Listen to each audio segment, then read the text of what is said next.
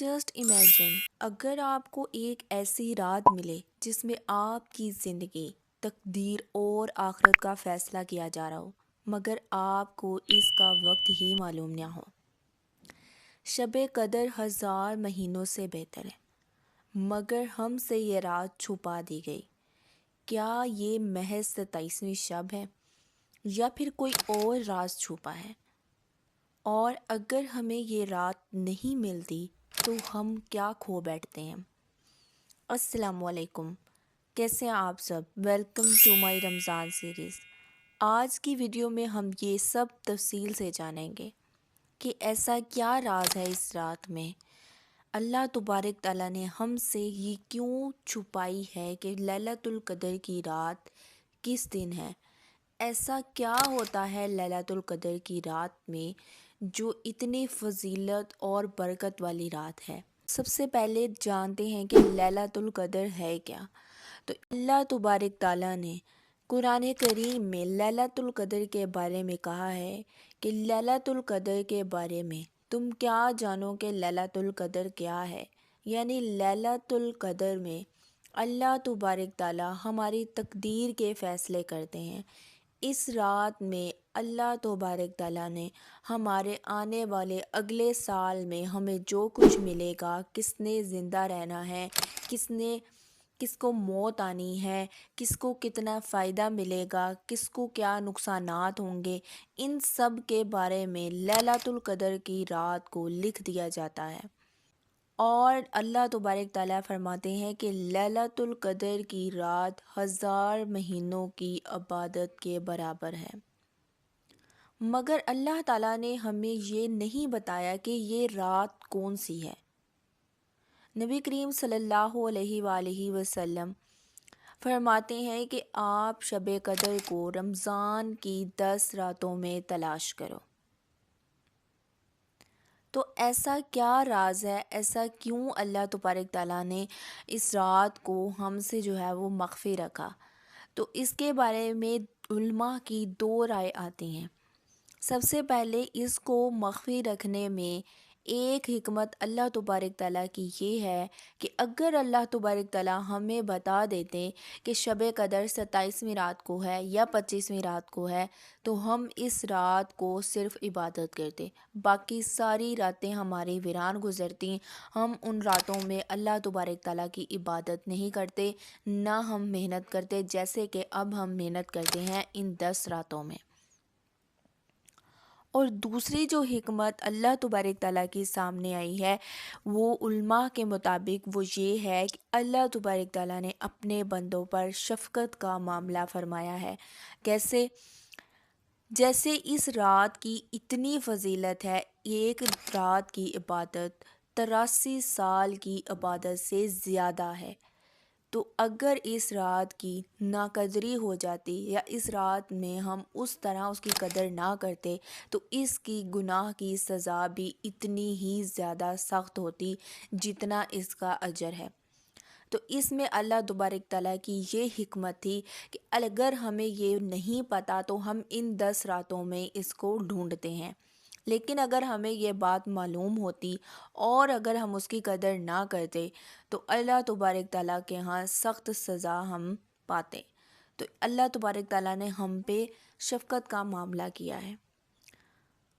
اب بات آتی ہے کہ جو لوگ 27ویں رات کو شب قدر مانتے ہیں، اکثر لوگ 27ویں رات کو سب سے زیادہ عبادت کرتے ہیں، مگر حدیث میں یہ نہیں لکھا کہ شب قدر صرف 27ویں رات کو ہے، بلکہ نبی کریم صلی اللہ علیہ وآلہ وسلم نے فرمایا شب قدر کو رمضان کے آخری 10 دنوں کی تاک راتوں میں تلاش کرو، یعنی یہ 21، 23، 25، 27 یا 29ویں رات ہو سکتی ہے۔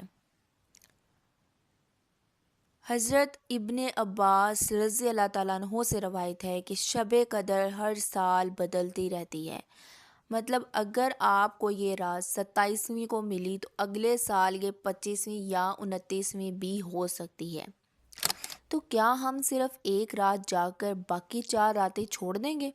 اب شب قدر کی نشانیاں کیا ہیں؟ صحابہ اکرام نے نبی کریم صلی اللہ علیہ وآلہ وسلم سے پوچھا، یا رسول اللہ، ہمیں کیسے پتہ چلے گا کہ یہ شب قدر ہے؟ آپ صلی اللہ علیہ وآلہ وسلم نے فرمایا اس رات بارش ہو سکتی ہے یا زمین میں نمی ہوگی۔ نمبر 2، فضا میں ایک خاص سکون ہوگا، کوئی تیز گرمی یا سخت ٹھنڈک نہیں ہوگی۔ سورج اگلے دن بغیر کرنوں کے طلوع ہوگا۔ یہ وہ نشانیاں ہیں جو مخلص بندوں کو ہی نظر آتی ہیں۔ اب بات آتی ہے کہ شب قدر میں ہوتا کیا ہے؟ ایسا کیا ہے شب قدر میں جو اتنی فضیلت والی رات بنا دی گئی ہے؟ تو شب قدر میں فرشتے زمین پر نازل ہوتے ہیں اور جبرائیل علیہ السلام عبادت گزاروں سے مصافحہ کرتے ہیں۔ پورے سال کی تقدیر لکھی جاتی ہے، دعائیں قبول ہوتی ہیں، اللہ بندوں کی مغفرت کے دروازے کھول دیتا ہے۔ یہ ہے وہ رات جو ایک موقع دیتی ہے کہ ہم اپنی زندگی کو بدل سکیں۔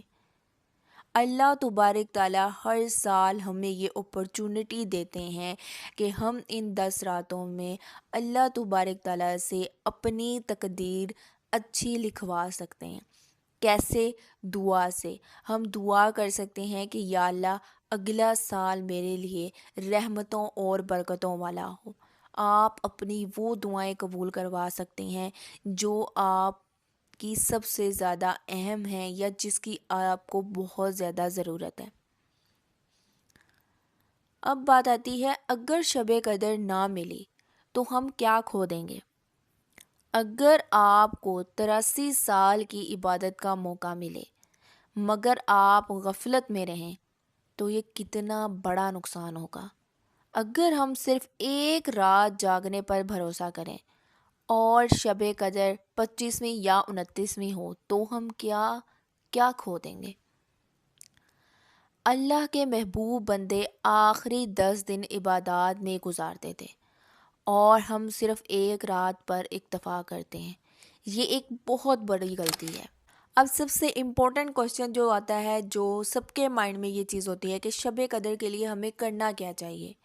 تو سب سے پہلے بات کہ شب قدر کی کوئی خاص عبادات نہیں ہے، ٹھیک ہے؟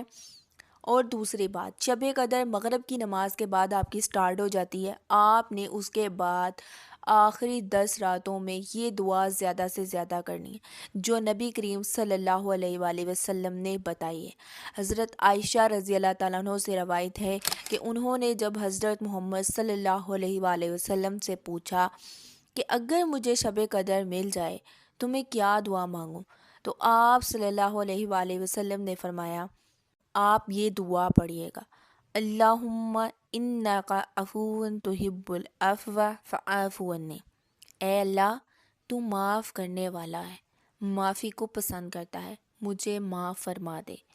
یہ دعا آپ نے ان 10 راتوں میں زیادہ سے زیادہ پڑھنی ہے۔ اور دوسرا کام آپ نے یہ کرنا ہے، آپ نے زیادہ سے زیادہ توبہ استغفار کرنی ہے۔ نمبر 3 آپ یہ کر سکتے ہیں، تہجد پڑھیں، قرآن کریم کی تلاوت کریں، صدقہ کریں، اپنی تقدیر بدلنے کی دعا کریں۔ آپ یہ بھی پڑھ سکتے ہیں سبحان اللہ و بحمدہ۔ آپ تیسرا کلمہ بھی پڑھ سکتے ہیں زیادہ سے زیادہ، لا الہ الا انت سبحانک انی کنت من الظالمین۔ آپ یہ زیادہ سے زیادہ پڑھ سکتے ہیں۔ بہت سی دعائیں ہیں جو آپ اس 10 راتوں میں پڑھ سکتے ہیں۔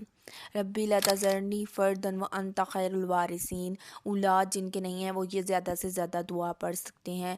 اس کے علاوہ اگر آپ کے پاس روزگار نہیں ہے تو ربی انی لما انزلت الی خیر فقیرہ، یہ دعا زیادہ سے زیادہ پڑھیں۔